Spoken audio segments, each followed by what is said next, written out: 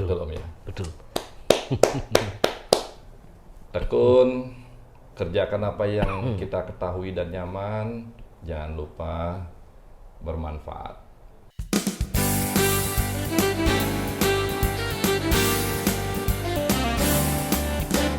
We are in my room.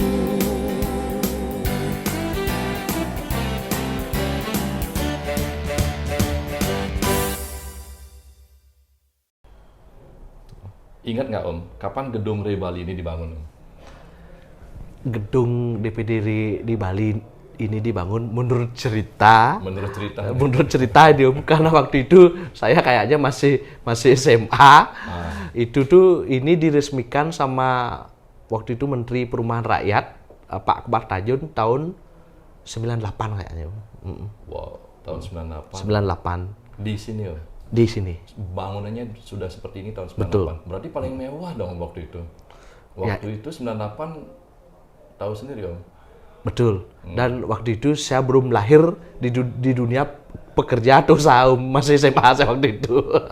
Masih ingat Om siapa mentor Om waktu itu yang menjadi ketua Re pada waktu itu, atau yang memang benar semangat memperjuangkan Re Bali ini memiliki gedung sendiri? Yang itu tuh ya Om, kalau bicara masalah Re Om ya, seperti saya bilang tadi, sebenarnya saya kan awalnya fokus hanya di dunia usaha perusahaan saya, tempat saya bekerja. Tapi seiring dengan waktu, yang namanya kita di developer kan, kita harus ada asosiasi penaung Om. Dalam hal ini namanya RE, Real Estate Indonesia. Ya di Bali, seperti saya bilang ya di sini. Kita sebenarnya RE Bali ini sudah terbentuk dari tahun kurang lebihnya, seingat saya tahun 94-an lah kurang lebihnya. 94. Belum ada gedung waktu itu. Belum ada gedung, mungkin masih ngontrak senior-senior saya. Akhirnya dengan mungkin beliau-beliau kebulatan tekadnya, dengan mungkin urunan atau dan yang lainnya, bisalah terwujud gedung ini Om. Luar biasa. Gedung RE ini bisa terwujud tahun Itu karena urunan dari pengusaha-pengusaha. dari senior-senior saya dari diri. pemerintah. Bukan Om, karena kita RE, kita asosiasi independen yang tidak mendapat subsidi dari pemerintah Om. Malahan kita mitra utama pemerintah dalam pengadaan perumahan itu. Buat apa Om pengusaha properti masuk RE? Apa Karena mereka dapatkan manfaatnya? seperti yang saya bilang tadi, kita kalau mau memajukan usaha kita dan mendapatkan informasi terkini masalah regulasi, ya memang RE tempat bernaung kita Om. Kalau kita tidak mau masuk RE, mohon maaf, kita akan menjadi pengusaha perorangan. Kalau boleh dibilang, mohon maaf, kayak mobil itu, ya kita kan sama-sama suka moge Om, Harley dalam hal ini. Kalau RE ini kan istilahnya, saya kerennya istilahkan, ibaratnya kalau di properti peruangan yang tidak jelas legalitas usaha dan proyeknya, yaitu developer bodong juga saya bilang Om. Makanya dalam hal ini RE membina di bawah naungan RE ini kan, di Bali ini kita ada 120 anggota Om, seluruh kabupaten kota. 120 anggota itu kita bina dan segala macamnya, dan kita edukasi juga untuk berusaha dalam hal ini membangun perumahan dengan ketentuan, izin, dan regulasi yang berlaku. Ibaratnya tidak bodong Om. Karena perusahaan properti yang masuk RE ini kan dari awal memang sudah diseleksi masalah legalitas perusahaan dan legalitas proyeknya. Yang sudah lengkap baru bisa masuk RE. Dan di RE juga dibina dalam artian menjalankan usaha sesuai dengan ketentuan regulasi. Dalam artian tidak mencaplok jalur hijau, tidak sembarangan ibaratnya memasarkan proyek yang tidak ada izinnya, akhirnya berdampak negatif ke konsumen dan masyarakat pada umumnya. Karena kan RE ini sama kayak kalau saya bilang di sepeda motor, taunya Honda. Kalau properti masyarakat umum taunya RE gitu loh, biarpun ada pengusaha-pengusaha properti di luar RE gininya. Makanya ini kita jaga sekali marwah RE ini. Dalam artian seperti saya bilang, berusaha sesuai dengan ketentuan yang berlaku. Dan sekarang ada undang-undang terbaru dari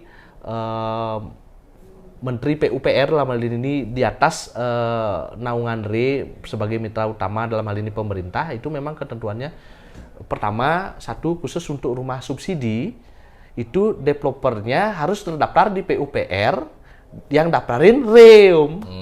Kalau developer yang bahasanya mereka menjual rumah subsidi proyeknya, kalau tidak terdaftar di asosiasi dalam hal ini RE, itu dah pasti dalam artian bohongan dah proyek rumah subsidinya dan cenderung akan bermasalah, Ya, Karena kalau tidak terdaftar tidak akan bisa direalisasikan konsumennya, kreditnya. Ya.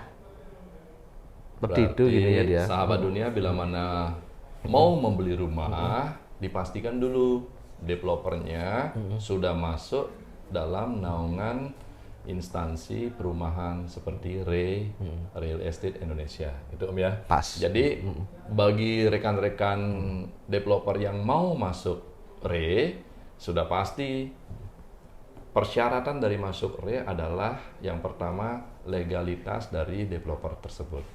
Dan dalam menjadi anggota RE tentu akan dibina oleh RE Bali bagaimana menjadi pengusaha-pengusaha developer yang sesuai dengan regulasi-regulasi aturan, ya. Betul. Luar biasa. Ingat ya, sahabat dunia, bila mana beli rumah, ingat developernya masuk organisasi perumahan apa enggak. Betul. Kembali ke gedung, Om. Gedung ini siapa pertama? Ingat nggak, Om? Ingat saya. Siapa, Om, pertama? Yang menggagas gedung ini adalah senior saya sekaligus sesepuh RE Bali, namanya Pak Kompiang Sastra Pande namanya beliau. Beliau yang pertama ketua RE waktu itu? Enggak, beliau ketua RE kedua. Pertama Pak Sember namanya, udah almarhum. Yang kedua yang mewujudkan gedung ini yaitu Pak Kompiang. Dan beliau masih ada sampai sekarang. Wow. Pak Kompiang, terima kasih banyak. Dan beliau sudah beregenerasi. Ketua RE sebelumnya, Pak Agus Pande, itu anaknya Pak Kompiang sebelum saya. Memang air di hulu akan jatuh pada. Betul. Berapa luas, Om, gedung ini, Om? Gedung ini kalau nggak salah sekitar 4 area ini, Om. 400 meter. 400 meter persegi. Dengan luas bangunan, Om? Bangunannya kayaknya kalau boleh dibilang ada 400 meter persegi juga karena dia naik, Om, gini. Bahkan lebih kayaknya. 1, 2, 3, Om. Lebih malahnya. Ya, paling lantai 3 fungsinya untuk apa? Kalau sekarang ada basement, saya jelaskan. Terus yang kedua ini lantai satunya untuk keperluan sekretariat. Lantai 2-nya kita komersilkan, ada perusahaan yang kontrak. Lantai 3-nya kita fokuskan untuk rapat-rapat. Dan kalau kita buat seminar segala macamnya di lantai 3. Aula gitu, Om, ya? Ya, kurang lebihnya seperti itu. Untuk kepegawaian di DPD RE Bali ada berapa orang? Saya di DPD RE Bali ini selain kepegawaian sekretariat, ada juga kita punya koperasi di era saya, Om. Oh, luar biasa. Sekian puluh tahun RE Bali, di era pengurusan saya sebagai ketua ini, kita udah punya koperasi.